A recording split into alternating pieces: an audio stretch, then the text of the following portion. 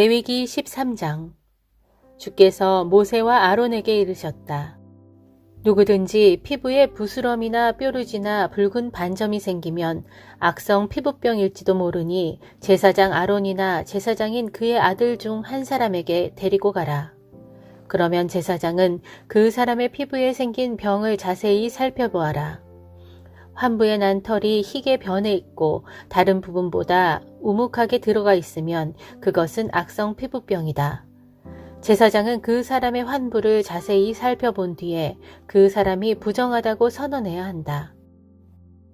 그렇지만 그 사람의 피부에 난 반점이 희게 보이기는 해도 우묵하게 들어가지 않았고 그 부위에 난 털이 하얗게 변하지도 않았으면 제사장은 그를 이래 동안 격리시켜야 한다. 이래째 되는 날 제사장은 그 사람을 다시 검사하고 나서 환부가 더 이상 번지지 않았거든 그 사람을 또다시 이래 동안 격리시켜야 한다.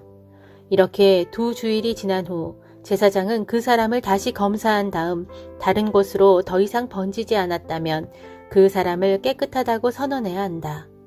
그것은 단순한 부스럼이기 때문이다. 이때 그 사람은 입고 있던 옷을 빨아야 한다. 그러면 그는 깨끗해질 것이다. 하지만 제사장이 그 사람을 살펴보고 깨끗하다고 판결을 내렸는데도 부스럼이 낫지 않고 더 퍼져 있으면 그 사람을 다시 제사장에게 데리고 가서 피부병인지 아닌지를 판결받아야 한다. 제사장은 그 사람을 다시 살펴보아 부스럼이 번져 있으면 그가 부정하다고 판결을 내려야 한다. 그 사람은 악성 피부병에 걸린 것이다. 누구든지 악성 피부병에 걸리면 그 사람은 제사장에게로 가야 한다. 제사장은 그 사람을 자세히 살펴보고 그의 피부가 희끗희끗하게 부르트고 거기에 난 털이 희게 변해 있으면 또 부르튼 곳에 불구스레하게 생살이 돋아 있으면 그것은 만성이 된 악성 피부병이므로 제사장은 그를 부정하다고 선언해야 한다. 제사장이 그 사람을 이미 부정하다고 선언했으므로 그가 격리되어야 할 필요는 없다. 제사장이 보기에 그의 피부병이 머리에서 발끝까지 번져 있으면 제사장은 다시 한번 그를 살펴보고 피부병이 온 몸에 퍼져 있으면 제사장은 그 사람을 깨끗하다고 선언해야 한다. 그의 온 몸이 희게 되었으니 그는 깨끗한 사람이다. 하지만 언제라도 그에게 생살이 돋아나면 그 사람은 부정하게 된다. 제사장은 그 사람의 생살을 살펴본 뒤 그가 부정하다고 선언해야 한다. 생살은 그가 악성 피부병에 걸려 있다는 증거이기 때문이다. 그러다가 생살이 희게 변하게 되면 그 사람은 다시 제사장에게 가야 한다. 제사장이 그를 살펴본 뒤 그 사람의 몸에 생긴 부스럼이 희게 변해 있으면 그를 깨끗하다고 선언해야 한다. 그 사람은 이미 나은 깨끗한 사람이다. 살갗에 부스럼이 생겼다가 나았는데 부스럼이 생겼던 자리가 다시 희게 부르터 올라오거나 희고 불구스레하게 반점이 생기면 그 사람은 제사장에게 가서 자기 상처를 보여야 한다. 제사장은 그를 살펴보고 부스럼이 났던 자리가 우묵하게 들어가고 그 부위에 난 털이 희게 변해 있으면 그 사람이 부정하다고 선언해야 한다. 그것은 부스럼 났던 자리에 생긴 악성 피부병이다.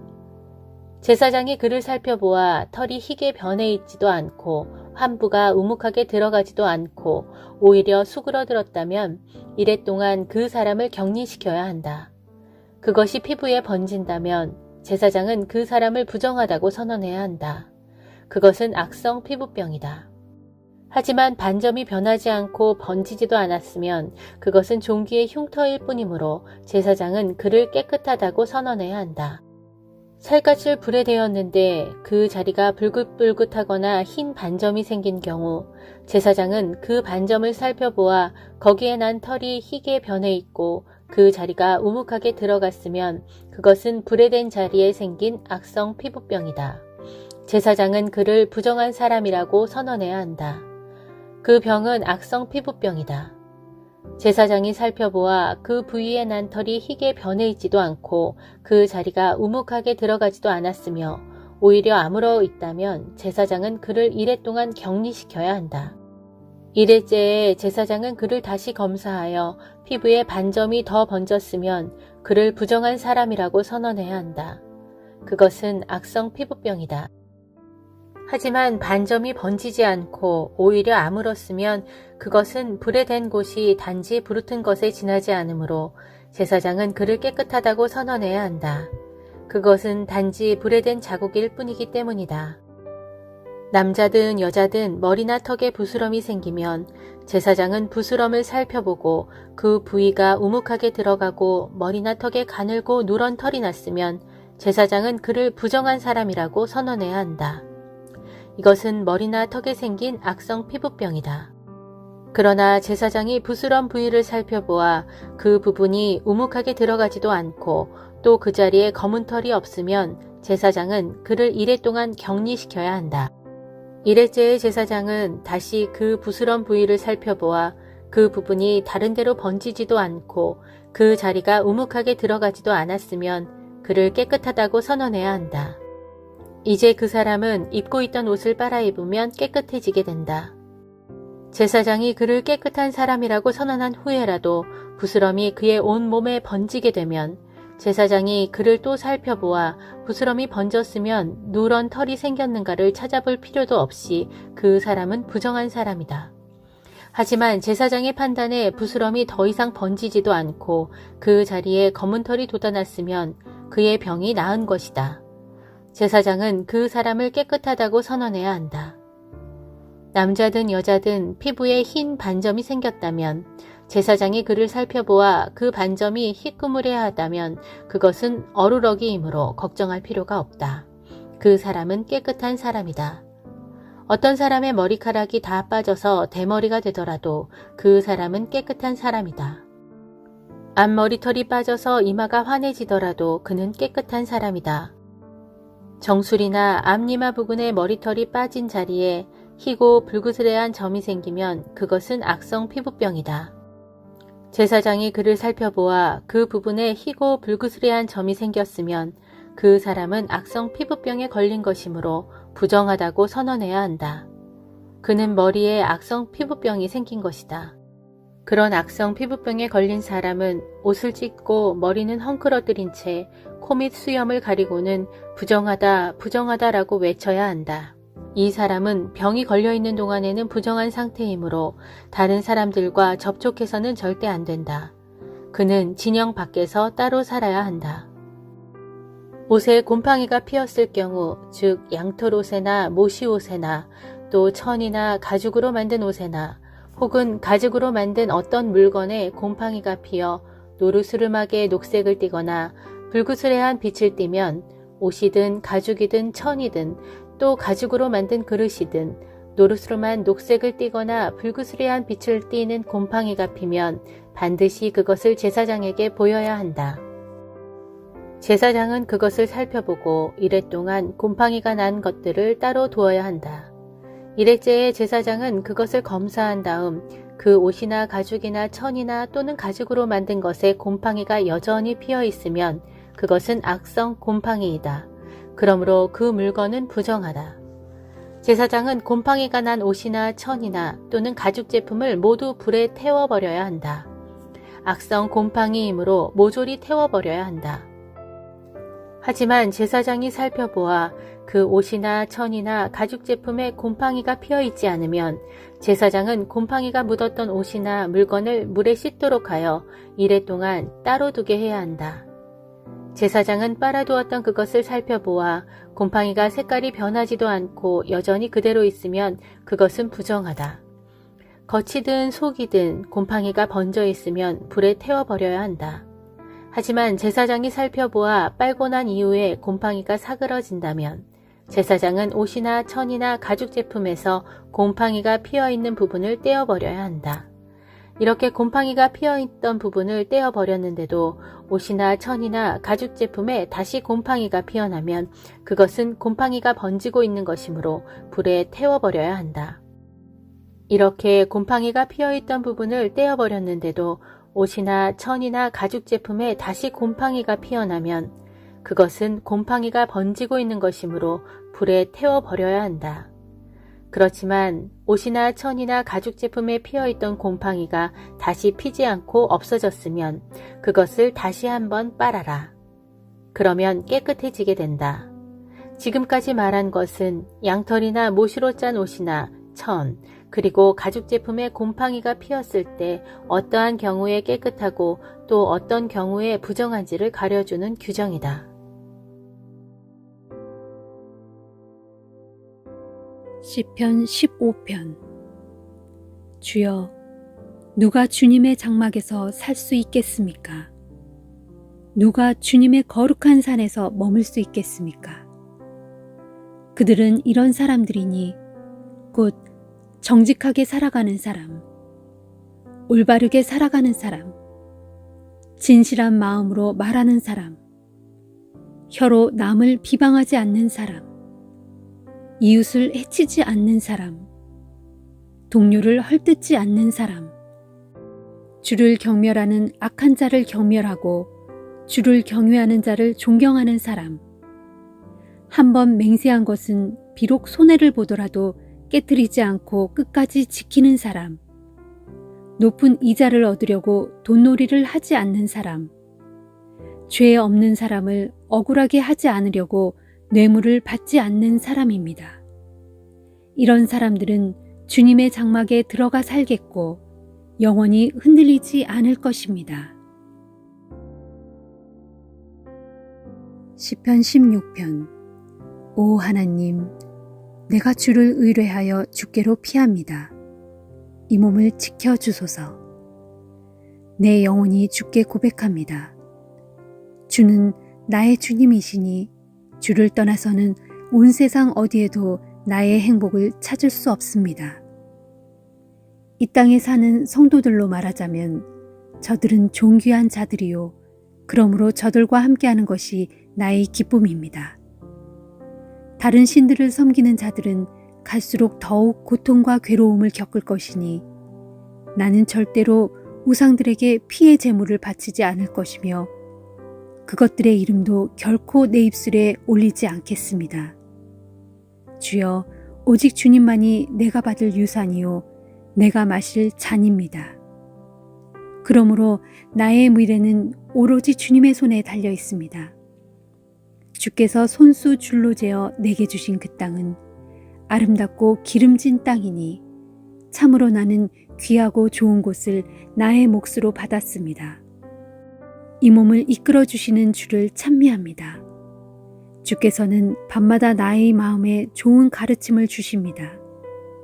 내가 항상 주님을 내 앞에 모셔두고 주께서는 언제나 내 가까이 오른편에 계시니 나는 흔들리지 않을 것입니다.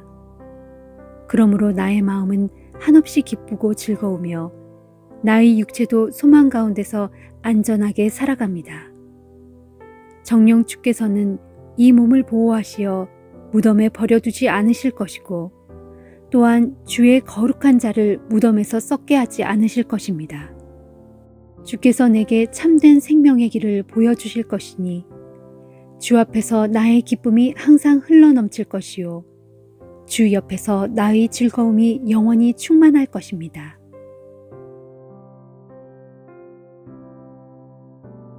잠언 27장. 너는 내일 일을 자랑하지 말라.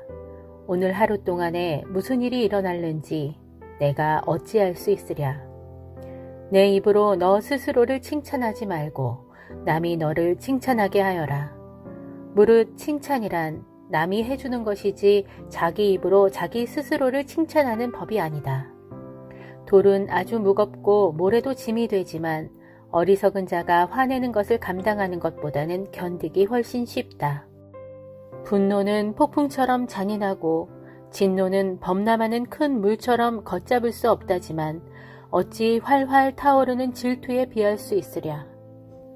몰래 아끼고 사랑하는 것보다는 드러내놓고 꾸짖는 것이 더 낫다. 친구의 책망은 아파도 진실한 우정에서 나오는 것이지만 원수의 입맞춤은 달콤해도 교활한 속임수에서 나오는 것이다. 배부른 사람은 달콤한 꿀도 지겨워하지만 배고픈 사람은 쓰디 쓴 것도 달게 먹는다. 고향을 떠나 이곳저곳 떠도는 사람은 둥지를 잃고 이리저리 떠도는 새와 같다. 매끄러운 기름과 향기로운 향료가 사람의 마음을 기쁘게 하듯 우정에서 비롯된 친구의 다정한 충고도 그러하다. 내 벗이나 내 아버지의 친구를 저버리지 말고 어려운 일이 닥쳤을 때 멀리 있는 친척 집으로 가서 도움을 구하지 말라. 멀리 사는 친척보다 가까운 이웃의 도움을 구하는 편이 훨씬 낫다. 내 아들아, 모쪼록 지혜로운 사람이 되어 내 마음을 흐뭇하게 하여라. 그래야 나를 욕하고 돌아다니는 사람들에게 내가 대답할 말이 있지 않겠느냐. 슬기로운 사람은 나쁜 일을 만나면 미리 그 자리를 피하지만 어리석은 사람은 제 발로 계속 나아가다가 결국 화를 입는다. 모르는 사람의 보증을 서는 사람에게서는 그 사람의 옷을 담보물로 잡도록 하고 낯선 사람의 보증을 서는 사람에게서는 그 사람의 몸을 담보물로 잡도록 하여라. 이른 아침 고요한 시간에 큰 소리로 이웃을 축복하는 것은 도리어 저주로 여겨질 것이다. 다투기를 좋아하는 아내의 바가지는 비 오는 날 새는 지붕에서 끊임없이 뚝뚝 떨어지는 빗방울과 같으니 그런 여자를 다스리려고 하는 것은 허공의 바람을 다스리려고 하는 것과 같고 손으로 기름을 꽉 움켜쥐려고 하는 것과 같다.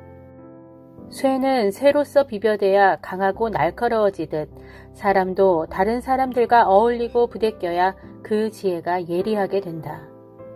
무화과 나무를 잘 가꾸는 사람이 그 열매를 따먹듯 주인을 잘 섬기는 사람은 그 주인의 영화를 따먹게 된다. 물속에 사람의 얼굴이 비치듯이 사람의 마음도 그 사람의 얼굴에 나타나 있다. 죽음과 파멸은 결코 만족을 모르듯이 사람의 눈도 도저히 만족을 모른다. 도가니로 은을 단련하고 풀무로 금을 단련하듯이 칭찬으로 사람의 됨됨이를 시험해 볼 수 있다. 어리석은 자의 어리석음은 곡식과 함께 절구에 넣고 공이로 아무리 찧어도 그 어리석음이 벗겨지지 않는다. 너는 내 양떼의 상태를 주의 깊게 살피고 내 가축대를 정성껏 보살펴 주어라. 그 까닭은 이러하니 현재의 재물은 영원토록 내 곁에 있는 것이 아니며 집안의 면류관도 대대로 이어지는 것이 아니기 때문이다. 그러나 가축대를 먹일 풀은 그렇지 아니하니 풀은 벤 뒤에도 새 풀이 다시금 자라나는 법. 너는 산에서 계속 꼴을 마련할 수 있을 것이다. 그러면 너는 양털을 깎아 옷을 지어 입을 수 있고 염소를 팔아 밭을 마련할 수도 있다.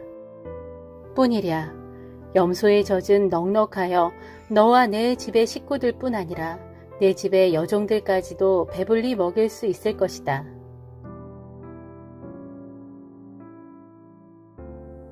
데살로니가 후서 1장. 바울과 실로아노와 디모데는 하나님 우리 아버지와 주 예수 그리스도 안에 있는 데살로니가 지역의 교회에 이 편지를 보냅니다. 하나님 우리 아버지와 주 예수 그리스도께로부터 임하는 은혜와 평강이 여러분에게 있기를 빕니다. 형제들이여, 우리는 여러분을 생각할 때마다 하나님께 감사를 드리지 않을 수 없습니다. 이처럼 감사드리는 것이 마땅한 까닭은 여러분의 믿음이 날이 갈수록 더욱 자라나고 있고 또한 서로에 대한 여러분의 사랑이 날로 더욱 풍성해지고 있기 때문입니다. 그러므로 우리는 여러분이 심한 박해와 환난 속에서도 모든 것을 참고 견디면서 믿음을 굳건히 지키고 있다는 사실로 인해 하나님의 여러 교회에 여러분을 자랑하고 있습니다. 이 모든 것은 하나님의 심판이 공의롭게 행해지고 있다는 증거입니다. 왜냐하면 여러분은 그런 고난과 핍박으로 인해 하나님 나라에 들어갈 합당한 자격을 갖추게 될 것이기 때문입니다. 그렇습니다. 여러분은 참으로 그 나라를 위해 지금 온갖 고난을 겪고 있습니다. 하나님께서는 공의로우신 분이시므로 지금 여러분에게 고난을 주는 자들에게는 장차 고난으로 갚아주실 것이고 고난을 겪고 있는 여러분과 우리에게는 장차 안식으로 보상해 주실 것입니다.